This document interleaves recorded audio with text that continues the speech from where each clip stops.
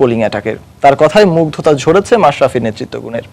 Allen উইলকিন্সের বিশেষ সাক্ষাৎকারের বিস্তারিত জানাচ্ছেন হুমায়ুন কবির রোজ, ক্যামেরা ছিলেন মিজানুর রহমান মিন্টু।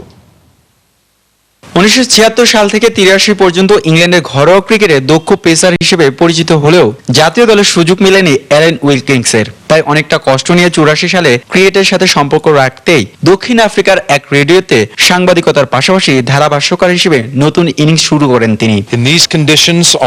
এরপর তো জেফ্রি বয়কট, রিচি বেনো, মাইকেল হোল্ডিংদের সাথে ধারাভাষ্যকে নিয়ে গেছেন শিল্পের পর্যায়ে। শ্রুতিমধুর কণ্ঠ আর ক্রিকেটীয় জ্ঞানে বিখ্যাত অ্যালেন 62 বছর বয়সে অনেক ক্রিকেট দলেরই উত্থান পতন দেখেছেন। ক্রিকেট দুনিয়ায় বাংলাদেশে উঠে আসার অনেক গল্প নিজ চোখে দেখেছেন খুব কাছ থেকে। তাই ওয়ার্ল্ড টি-20তে এই দলের সম্ভাবনা দেখছেন শীর্ষ চারে।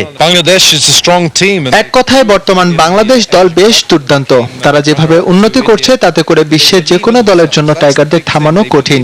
দলের সবাই পারফর্মার, যেমনটা দেখেছি এশিয়া কাপে। সত্যি অসাধারণ দল বাংলাদেশ। আমার বিশ্বাস ওয়ার্ল্ড টি-20তে সহজেই বাছাই পর্ব উতরে বাংলাদেশ সেমিফাইনালে উঠবে।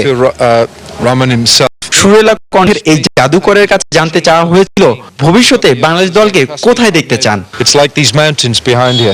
ওই যে পাহাড় দেখছেন অনেক অনেক উঁচুতে, ঠিক তেমনি বাংলাদেশ ক্রিকেট দল একদিন তাদের পারফরমেন্স দিয়ে হিমালয়ের চূড়া ছুঁয়ে ফেলবে।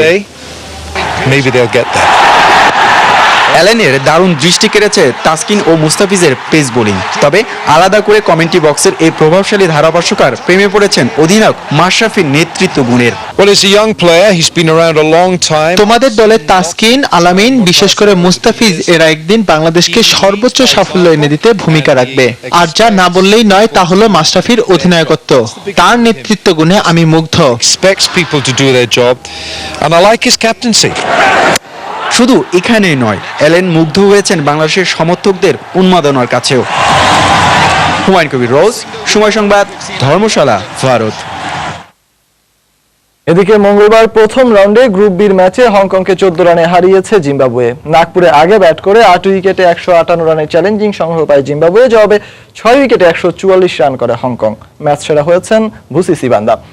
টস হেরে ব্যাট করতে নেমে স্কোর বোর্ডে 20 রান তুলতেই বিদায় নেন জিম্বাবুয়ের অধিনায়ক মাসাকাদজা। নতুন বামি উইলিয়ামসনরা দ্রুত ফিরে গেলে 62 রানে 4 উইকেট হারালেও জিম্বাবুয়ের স্কোর বোর্ড সচল রাখেন সিবান্দা। 40 বলে আন্তর্জাতিক টি-20 ক্যারিয়ারের প্রথম 50 তুলে নিয়ে তিনি আউট হন ক্যারিয়ার সেরা 59 রানে। শেষ দিকে চিগম্বুরার 13 বলে 30 রানের ইনিংসে 158 রান করে জিম্বাবুয়ে। জবাবে হংকং এর শুরুটা হয় বেশ ধীরগতির। বড় কোনো জুটি গড়তে না পারলেও ওপেনিং এ নামা অ্যাটকিনসন দলকে এগিয়ে নিতে থাকেন। ক্যারিয়ার সেরা 53 রানে তিনি আউট হবার পর অধিনায়ক আফজাল চেষ্টা করেও দলকে জয় এনে দিতে পারেননি। তার অপরাজিত 31 রান শুধু হংকং এর হারের ব্যবধানই কমিয়েছে।